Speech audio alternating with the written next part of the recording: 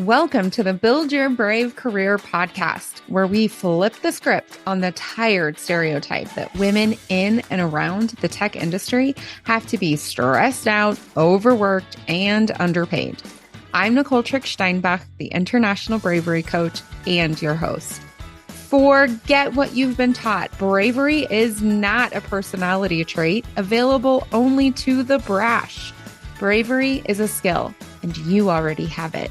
Which is great because building the skill of bravery is the most powerful way to creating the career and life you really want. As you build your brave, you will stress less, work less, and then earn more. This podcast will help you do just that. Let's dive in. Hey there. Welcome to this episode of the podcast. And eagle eyes have picked up on the name change, and now it's being formalized. Welcome, welcome, welcome. This shift in the name is part of my response to your feedback. The feedback that you want to hear more specific career advice and more guests who are currently working inside of their corporate, governmental, or nonprofit tech or STEM related careers. Now, if you are a person who would like to be a guest on this podcast, pop me an email, nicole@tricksteinbach.com. Our guest conversation today is with Sita Lakshmi. She is a developer relations professional. Inside of our conversation, you are going to learn what that function is, why it matters, and how Sita grew into that unique and impactful role. There are two key learnings I want to suggest to you as we go into this conversation. Number one, Sita shares how she doesn't wait for things to be bad. Instead, she moves towards her curiosity. And she does that by sharing a very provocative quote. I'm not going to spoil in the intro. You get to listen to it on the episode. And the second thing is that this is Sita's very first, and I hope not last, podcast guest conversation. So please make sure you connect with her on LinkedIn and let her know how much you enjoyed this and how she helped you consider your goals and the size of your goals. Let's dive in. Hello, everyone. We have a guest today. Sita Lakshmi is joining us. She is a senior developer relations engineer. And as soon as I met Sita and we had a short conversation during the Grace Hopper Celebration 2023 through Anita B, I actually asked her to please come and share what on earth her job is, why it matters, and then a brave story from her career. So welcome, welcome, welcome, Sita. Thank you, Nicole. I'm so super thrilled to be here talking to you and your incredible community that you've built. It's just so amazing. I've heard a lot of your podcasts, binging over it, and the way people have been sharing their brave stories. It really did motivate me to come and share because this is my first ever podcast. So excited at the same time, nervous about it. But yeah, thank you for the introduction. I'm so excited to be your first podcast conversation. I am so excited. Thank you, actually, for the opportunity. When I met you at the Anita B. Or Grace Hopper celebration, it was such an instant connect, and the way you Mm-hmm. mentored me, like we had a quick conversation of like 30 minutes, I remember, but the insights that you shared, I took them back with me and applied in my job, and I was like, wow, okay. I definitely do need a community that can help fellow women grow and So Yeah. thank you. I loved meeting you and to be here today. Oh. And we haven't even said what your job is yet, but we're just celebrating all the things. You were just promoted. Yes, it's been a week, but yeah. So exciting. So tell us, what is a senior developer relations engineer? What is it that you do? I can go on and on about developer relations, but yeah, let me start. I think of developer relations as a culmination of three things, basically customer empathy, engineering, and a passion for communication. Mm, And it feels like we are bridging a gap that has existed in software engineering for decades. And magically, on the way, we picked up, hey, there's a gap that's present, and we need someone to fill that. And that's how I think DevRel was born. Like when I joined as a developer relations a couple years back, I didn't know what the role was. I had to buy a book from the Amazon to read about what it was and then give the interview. So, but yeah, but as and when I started onboarding to the job, I realized pretty quickly how amazing it was and the mm, wide spectrum of things that you can do. Like, for example, a typical software engineer role that, like we know, is basically coding or mostly coding. yeah, But at DevRel it's a spectrum of things that you can pick and choose what you'd want to do. Like, for example, a month you don't feel like coding? Yeah, sure, why not? Go create some podcasts, YouTube videos, shorts. And then the other yeah. month you create marketing materials for newly released features. And another month you write a blog post or you start coding again. So it's like, okay, I can do anything I want as long as I'm, talking about technology and my domain. It's just such a freedom to constantly think of new ideas and new ways to engage with developers in the community and to advocate on behalf of the products. Yes. I have to pull out, and then I have a follow-up question. I have to pull out, you started before you were ready. I just really want to hammer this for our audience. You bought a book to figure out for an interview, for an opportunity, for a possibility. And one of the things that I talk about a lot is following the curiosity and starting before we're ready. And that is a huge part of bravery for sure. So we just want to pull that up for sure. So, what makes developer relations different from like product management? That is a great question. I've seen people ask this question many times in like probably many different formats. They mostly equate developer relations to a testing, but no, it's not testing. It's not product management. It's probably a bit of everything. That's how I'd like to think. Let's take an analogy, for example. If you're in a hospital for for something, you'd want to talk to a doctor who's qualified. You don't want to talk to the marketing person of the hospital about what services, do they offer or what Yeah. uh, diseases they treat. So it's like when you're talking to developers, you need to be a developer. You need to have experienced the tools, run those things to talk knowledgeably about it. So essentially, you are a developer or an engineer who has used the tools, but has a passion for communication, teaching everyone, and can also have a lot of empathy and advocate on behalf of the users. Yeah. Oh, that's so good.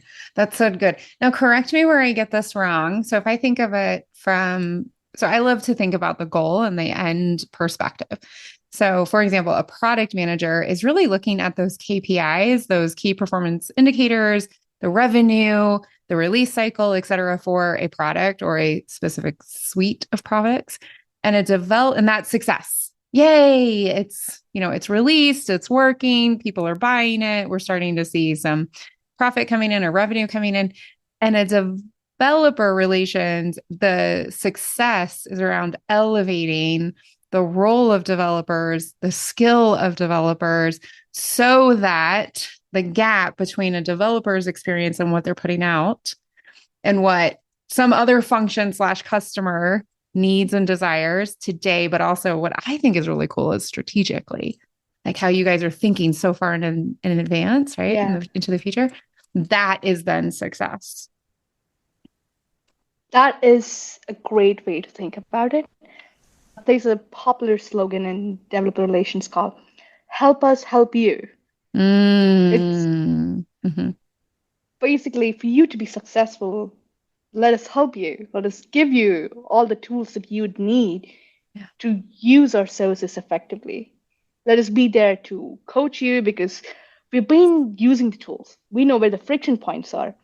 We know what you could do differently, and it basically saves you time. Yes. And that Yeah. is the metric of developer relations, and that's also partly why it's difficult to actually put it into a tangible number Mm-hmm. because how do you measure success of a developer relations engineer, right? It's Yes. about customer satisfaction. It's about their happiness, the CSAT score. So Yeah. yeah. Yeah. Yeah. It's kind of like, during the pandemic, people at the very beginning of it, a lot of people, and I have a lot of scientific researchers, a family friend was one of the key researchers for COVID still in 2019 into 2020. And people kept saying, like, when we do this work now, when we stay at home now, when we wear masks now, when we wash our hands now, when we 6 feet, all the things, we don't know what we're going to prevent. We're never going to have that clear number, but we know that doing this effort now has that positive impact later, even if it's not tangible. And so it takes a mature person in 2020 as an example to be like, wow, okay, I'm going to be uncomfortable because I am doing something now to create a positive. And it takes a lot of maturity in an organization to have a developer relations team because they have to be willing to invest resources, brilliant people like yourself. Then all of the travel that people tend to do to give speeches and do the research and the voice of the customer and all that stuff, Mhm. even though you can't tangibly say, well, we saved 25% in product, right? Yes, absolutely. Because there is not one number that you can come up with saying, okay, I Yeah. was responsible for, raising Yeah. our customer base by 100,000 last month. You can never do that. You Right. can, you will never know who's using the code samples. Yeah. Um, it's all, like you mentioned, a far-fetched strategy and a hope that it's going to be helpful for someone somewhere, and we would have Mm-hmm. saved their time so that it becomes easier for them to use our tools and services. And it Absolutely. does take a lot of courage. I would say, this being a bravery podcast, it takes a lot of courage for someone in the leadership chain to actually go ahead and create this team, invest, and continually see results from the team because at the end of the day, you can only get it via your customers' happiness. Agreed. And Agreed. yeah, Agreed. It takes a mature leader for sure. 100%. Yeah. Oh my goodness. Okay. So we've covered developer relations. I now have like 15 people who are listening who are like, ooh, I want to be a developer relations. That sounds like fun. I've got, the customer empathy, the engineering skills, and the passion for communication. So very exciting. So you're going to connect with Sita for sure. What brave story did you want to share with our audience today? I did think a lot about this because I probably don't know if I have a single brave story to share, but I got multiple small ones for sure. Let me start with something that I thought I would never do in my career. It was the switch that I made from being a machine learning engineer to a developer relations engineer. I Mm, was working on the core of deep learning, machine learning, right when it started to boom, around when the Transformers paper came in, and there was a huge rush of everyone wanting to learn ML. I was working on it, and that was a huge I could call a dopamine rush because you get to work on the cutting edge. But transitioning from that to a role that I didn't know what it did was such a big thing that I never expected to do. But I thought somewhere I felt the need to find my ikigai or the purpose of Mm. what am I interested in. And Hmm. probably somewhere I thought, okay, this is not my cup of tea, even though it's exciting, everyone wants to do it, but this is not probably me. Yeah. And I started to explore what more could I do. And I accidentally stumbled upon this role, and it said, do you like communication? Are you into technology? Yes. I'm like, yes to both. And I want this. And that was Yeah. actually where I extended the opportunity to you to come on here because in the first time we talked, I was just fascinated. And you're like, actually, things are good. I just want to know how to make it even better. I want to make sure that I think you even said things like I'm connecting with the people I want to be connecting with. I'm leveraging my voice. I'm helping other women in technology because things are good for me. And I was like, what? Yes, we need to amplify this. I have a different podcast episode called Investing in the Green Zone. Like, we don't need to wait for example, in your case, that you despise machine learning and you think it's a scam and you're exhausted and your boss is calling you the wrong name and God knows what else. You can actually be like, wow, I'm at the beginning of this. I'm learning so much, but what is my purpose? And then begin the process from a leveled energy situation to make a shift. That is, I know you said that this is a small thing. I always know when women say, oh, it's just a small story. I'm going to be like, oh, goosebumps everywhere. Because so few of us have been conditioned and trained and have the experience of doing exactly what you're talking about. We wait until things are bad. And then we're like, oh God, I have to solve this problem when we can actually say, "Oh, things are good." And I'm feeling this pull, I'm feeling this whisper and begin to follow along with that. So powerful and so incredibly brave. Thank you. Thanks for that. But I think I have a lot of support in, doing that. I owe Mm. it to many people who actually pushed me. Like you mentioned, things were comfortable. They were a pretty smooth Yeah. place, and I could have stayed there if I wanted to. But I think curiosity is the root cause of everything good. So it's like, no, I'm not settled here. I'm not doing the best that I can do for myself. I think it also came from a quality of my mother. This story. So I got it chopped to Google and I told my mom. She was so happy for me. And but you know what's the first thing she asked me? She was like, "Okay, what do you want to do next? I don't want you to get settled." I was like, "Mom, I just got the job." She was like, "Yeah, I know, but you got to think about what's next." Yeah. Yes. So I So have a crush on your mom. Hi, mom. Mom, I'm also a mom. And that is beautiful. So the celebration and then yeah. So let's make sure you just keep that North Star. Oh, exactly, wow. exactly. I've read somewhere, small dream is a crime. I think Mm. you gotta push yourself constantly forward, even when things are good, things are fine, then that means it's a problem. You are getting too comfortable and you don't want to be there. You gotta Oh, change it. now talk about that a little bit more because since I've spoken to you before, I have a sense of what that means to you. And I also know that I think it's like every 3 out of 5 full-time people in technology show significant signs of burnout. So I know that that's not what you're talking about. So tell me more what that means for you. When I think it's a great point to address because like the way the world is moving forward, there's good work-life balance in many areas, but it's significantly opposite in few others.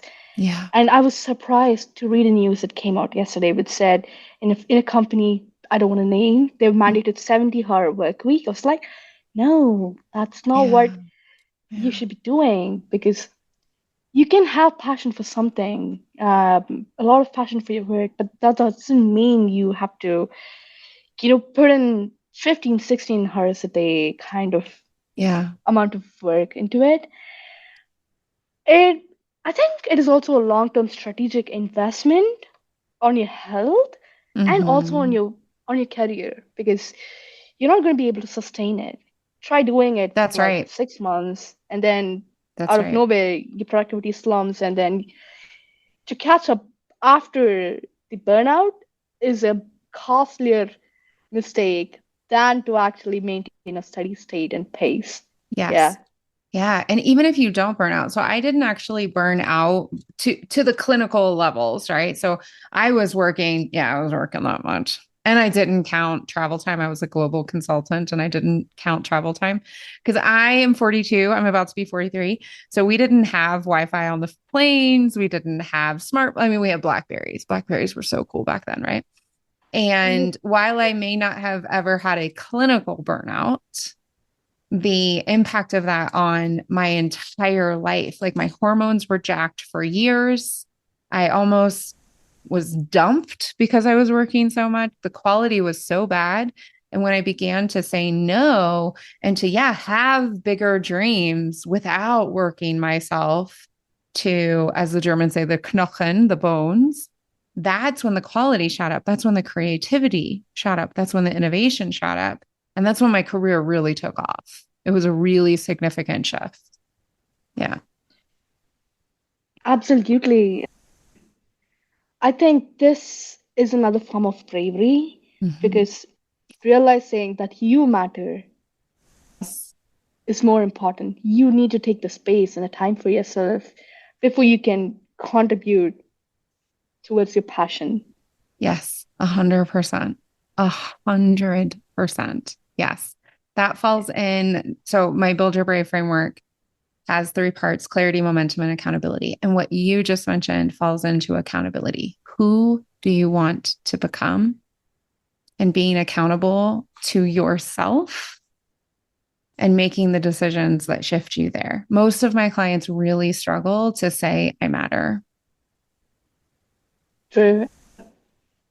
This also resonates with what we've heard in the Grace Hopper celebration, Yes. because it's so powerful to see so many women coming and talking together about their shared experiences. Yes. But one thing that really stood out was how common it is for us to think ourselves small and make ourselves Mm-hmm. feel small in a Mm-hmm. room of powerful people. Mm-hmm. And disproportionately, women tend to do that. Yes. Yes. Yes. It's interesting, right? So there's this metaphor about what are they called? Crabs in a bucket. Like if you put a bunch of crabs into a bucket and trying to escape, they'll be constantly pulling each other down. And the pattern of men is they become more and more grandiose. So first they run a project with 5 people, and then the next time they tell the story with other powerful people, it's 7, and then it's 10, and then it's $1 million. No, it's 10 million. Like the grandiosity grows in a situation with crabs in a bucket. Women actually have the opposite. It's smaller, minimizing, just a little, perhaps, maybe. And we do it to each other. Yes, I I can't stress the importance of having your own women community and support Mm, system around, hmm. because I realized in recently in many of my meetings that involved my team, I always started a question with an apology. Sorry, can I ask you another question? I was like, sorry, I'm taking your time, but here's one last question. It's like, no, I gotta stop doing Yeah, that. I exactly. need to take the time. I need to represent myself and believe that I Yes. am worthy of asking a question. That's what the meeting is for, right? Yes. And we started forming a small group in my team of women Hmm. technologists, and we constantly try to spot each other's mistake. Hey, no, you're saying sorry in the meeting. Don't do that next time. So it's like, Yes. yeah, Yeah. it is There's such a an empowering. there's a theory. It's from two women leaders. I'm forgetting their name right now. I will put it in the show notes, I promise. It's called the shine theory, shine and amplify.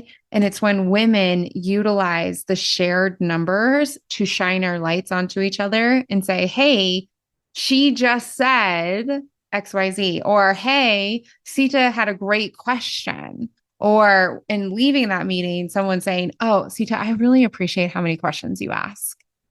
And you get elevated, but more importantly, the other people around you get that implicit value of, hey, it's really important she asks these questions. That's what leadership looks like. 100%. It's even more important because we don't see a lot of representation of women in the Yeah. leadership chain. I think that sentiment echoes everywhere. And I'm referring to the opening keynote by Brenda Darton Wilson again, when she asked, can you name me two women technologists of our time? Yeah. And how many of us were just blank? We could name many male technologists, like starting from Elon Musk, Sundar Pichai, Satya Mm-hmm. Nadella. Like we can go on and on. But Yeah. like naming a woman was really hard. But that doesn't mean we haven't contributed anything. We've done Yes. amazing things from the start, like Ada Lovelace, Yeah. like higher That's kind right. of things. But That's right. why aren't we remembered more, even though we contribute to such a sad reality? Mm-hmm. And the more we are aware of it, the more Mm-hmm. people around us are woke to it. Mm-hmm. That is when a true change can actually happen. That's And right. you start to notice small things, and then you can go to your leadership chain and be like, hey, we don't have a proper representation of women in our team. Do you think we could be more inclusive the next time? I think Yes. being aware is the key to Yeah. closing this gap. Yes, 100%. And staying with it in our own way. Because when we talk about burnout and like small dreams being a crime, right? Having a bigger dream.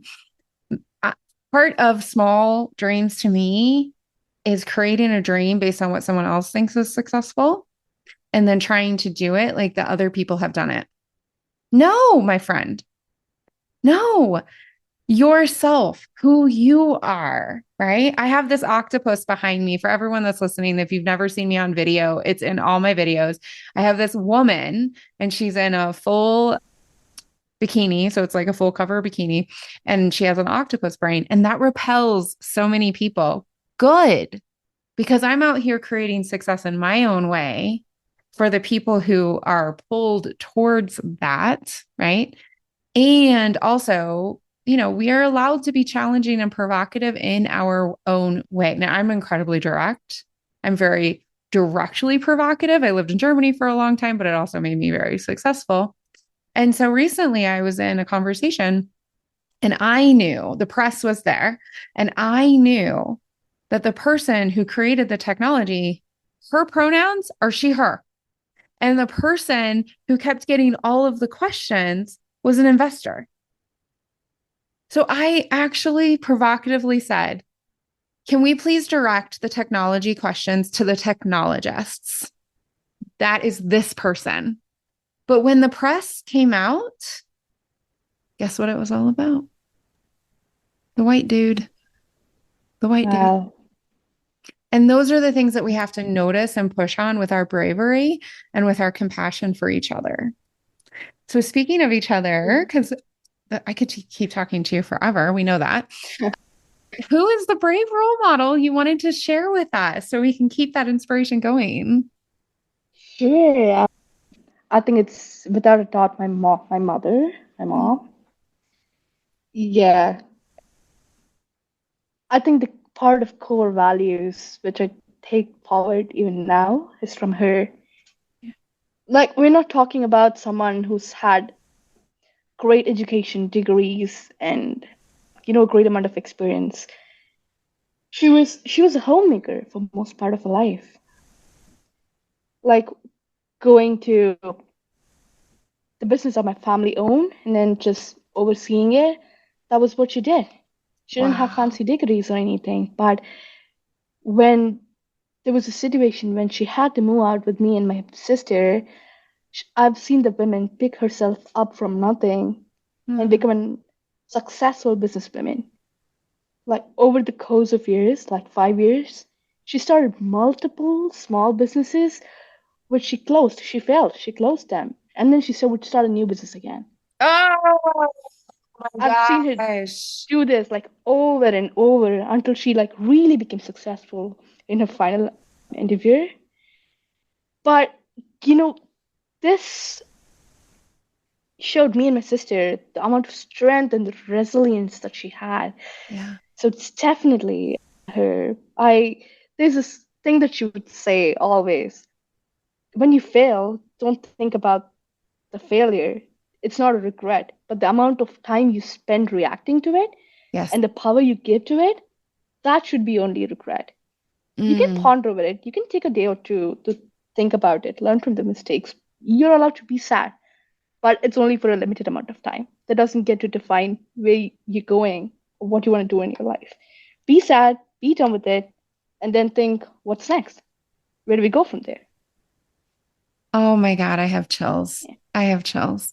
It reminds me of that quote from Nelson Mandela who said, I never fail. I either win or I learn. Yes, Oh, that is incredible. Yeah. that Yeah. is Fall down 70 times, get up 71. true. And Mm, that's a powerful mindset to have because when you're in that space of mind, I don't think anyone can defeat you. yeah. Until you give up, no one has the capacity or the power to put you down, That's to right. break you down, That's right. because you're going to get up every time, no That's right. matter what happens to you. Oh my gosh. Oh my gosh. That's right. And another element that seems to be woven into her experience and what you learned is so she kept trying and she allowed herself to feel those feelings, be sad and learn and then try again. And it seems to me like she was focused on who she is versus what she is or what she does. And in my experience, which is a ton of women all over the world, my experience, the women who are focused on who they are and who they are becoming are the ones who figure out the what in a way that matters for them. What a beautiful story. What a beautiful role model. Oh, thank you. I'm grateful to have had her as part of my life, Mm, and for all the teachings from her. And it's so true, the point you mentioned. Like, think about who you are rather than what you are, because I've seen people tell my mom, you can't have it all. She was a woman of like multiple interests. She would be doing her own business, but she was also interested in arts. She was interested in finance. She even contested in a local political election, would you believe? oh my goodness, I Like a love it. woman from nowhere. And people were like, why are you trying to do many things? Hmm. Stick on one. Why do you want to do everything? But no, you Yeah, you define who you are, what makes you happy. that's right. No one gets to tell it. No one can tell you can have all. You can, and even more. So true. Yeah, I love, and I'm actually building this skill right now. This is not a skill I intrinsically have. I have to put work into it right now, but when I get feedback like that, thank you for telling me who you are, because that has nothing to do with me. How can people connect with you, stay up on your incredible growth, celebrate your promotion? Where can Yay. they connect with you? Sure. I'm pretty active on LinkedIn. Okay. You can find me by my name, Sita Lakshmi Sangameshwaran. Hit me up there. Let's connect and let's take this incredible community of women forward. I'm so excited to have connected with you, Nicole, and for the time that you've provided me to share my story. It's empowering because I know for a fact that I can talk in a podcast now and Yes. I do have things to share. So I believe this would, be a motivation to everyone who's thinking, should I go on a podcast? It's my first time. I'm nervous. Yes, you can. Yes. And your story matters. It's powerful what you want to share with the world. Yeah. Thank you for that.